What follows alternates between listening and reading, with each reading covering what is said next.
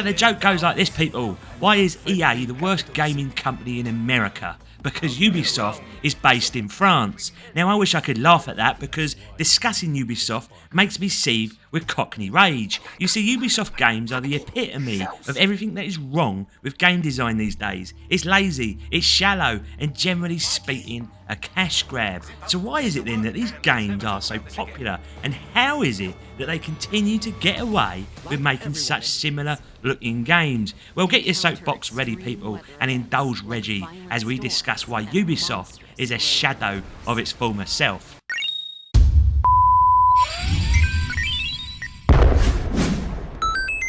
There is a lot to unpack here, people, so I thought I'd try and encapsulate everything that is wrong with Ubisoft into several little categories. Now, first and foremost, it's easy for Reggie and the boys to shit on people from afar, as I could not do what they do, so fair play to these everyday people who make these games. But I am a paying customer, however, so I do have a little right to demand better. Now, back in 1986, a little French company called Ubisoft was founded. It had some little successes along the way, but it was really 1995 when they came out with a smash hit, and that was in the form of Rayman. I believe in the town of Blighty, Rayman was actually the biggest selling PlayStation game of all time, and deservedly so. And Ubisoft in those years saw success after success with Tom Clancy, such as Splinter Cell or the Assassin's Creed series. For all intents and purposes, it was a big hitter of a games company that was doing things right.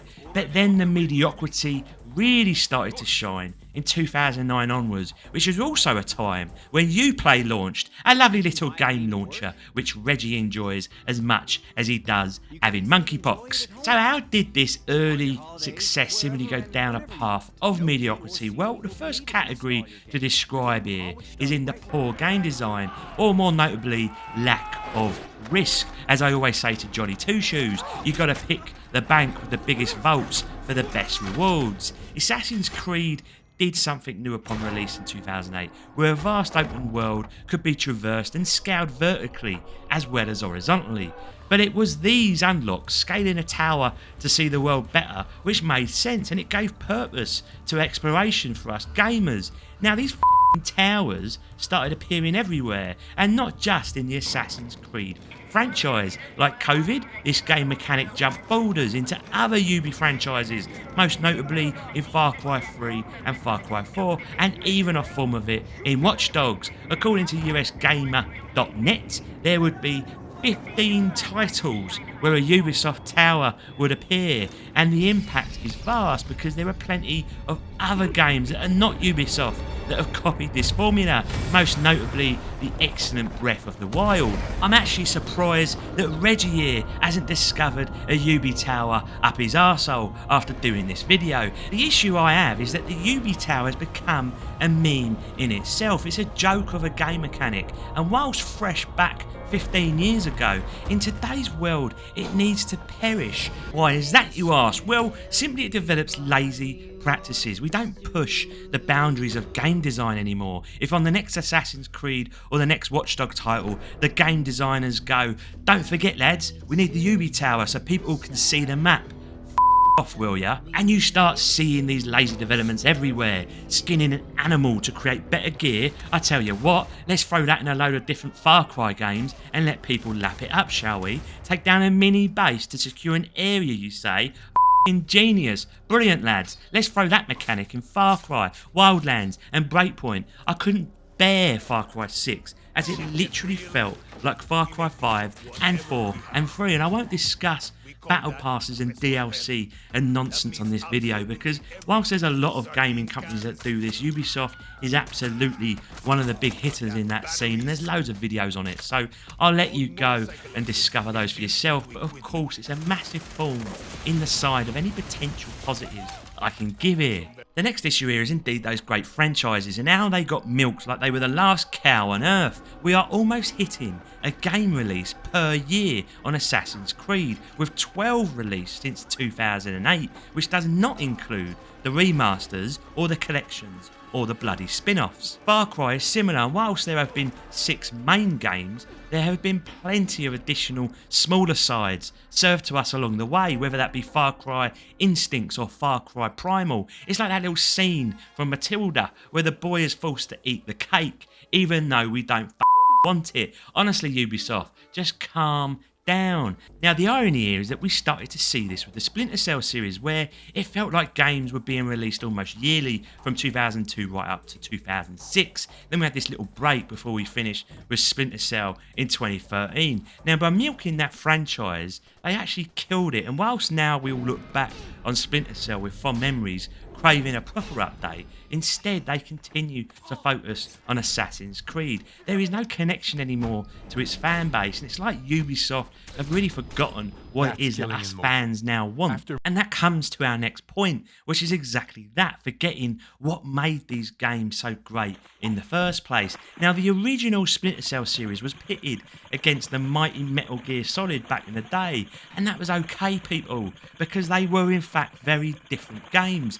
Splinter Cell always had that more serious tone where shooting out lights was everything, where darkness was your friend, and how international and global politics were at stake. Metal Gear could own its own bombastic and outlandish stories, and whilst it had excellent gunplay, it never felt as tense or as stealthy as what Splinter Cell was offering us. As the franchise progressed though, Ubisoft, they caved in, didn't they? You see, Chaos Theory was the best in the series with a grittier, more adult themed approach, with some great new tools to play with, but that was in 2005, and by the time of the last Splinter Cell game, we had a more arcade approach, where staying dark was not needed, and how simply shooting up a load of bad guys with nonsense tools was an okay thing to do. I could say the exact same thing about Far Cry, and indeed how Far Cry 2 still stands the test of time, but how it quickly went downhill from there on in until we hit Far Cry 6, which has just become utter nonsense, where you have a half dressed up alligator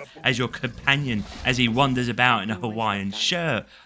Off, will ya? There are so many more things to discuss here, but the last major point is the sheer naivety of Ubisoft in what fans want. Let's look at Ubisoft's latest and greatest announcement, shall we? Skull and Bones. You see, when Ubisoft did take risks and try new things with their games, it worked out well for them. In particular, Assassin's Creed Black Flag showed the world that actually being a pirate on the seas was something new and refreshing, and very few games tackled. And the excellent Sea of Thieves, and check out my review on that by the way, proves the gaming gods that there is a place for a great pirate game. Now, Sea of Thieves has carved out a spot for itself, but what Ubisoft has is an advantage by seeing and learning what they could do differently to improve upon the formula.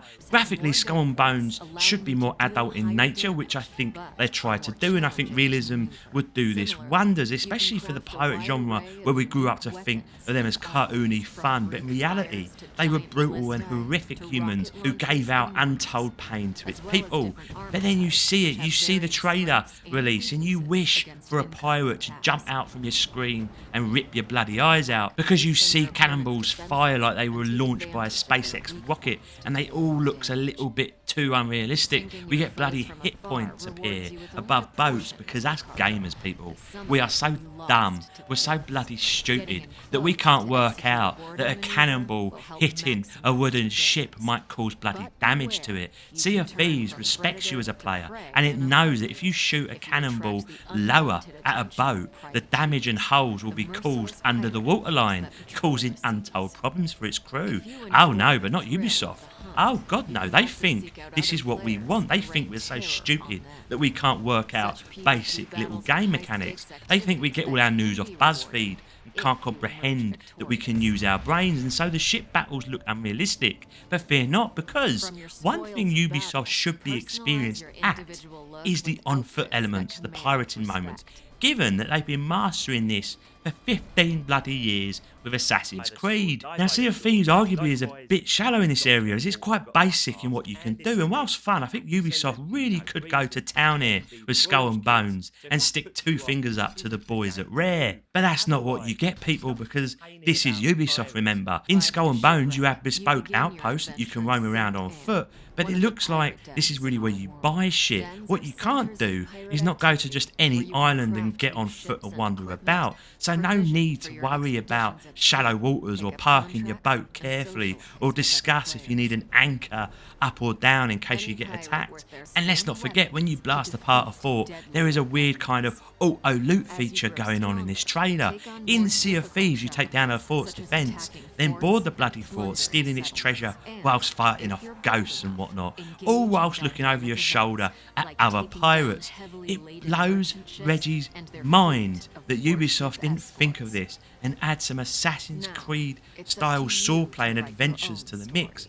What an unmitigated disaster this is. Let's just wait and see if a Ubi Tower appears up someone's arsehole in this game as well. So why do Ubisoft games sell in their truckload, people? Because I've just given you a load of reasons that they shouldn't. The fact is, you know what you're going to get, don't you? That is a game that is never bad. It's never going to be atrocious that you turn it off. It's just something that you know you can bob along to in your daily routine. The games, they're safe, they're routine. And the marketing hype, dare I say it swallows us in. And so the revenues roll in and we all continue to be part of that major problem. But after Far Cry 6, I have to say I won't ever buy a Ubisoft game unless I see a lot of reviews, and indeed if I see something fresh and new in the game mechanics. And so this week's video is a rant, people, a rant, because there are actually some good points to a Ubi game, and that's what frustrates Reggie.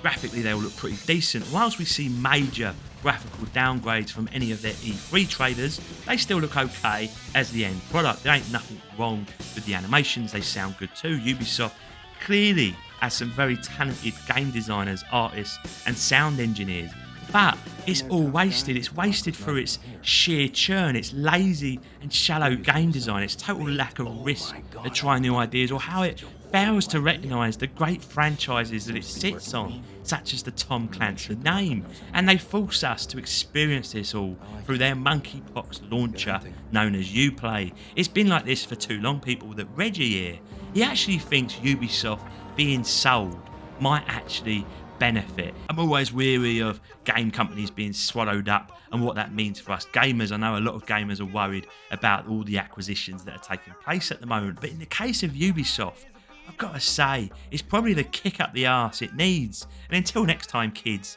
Reggie out.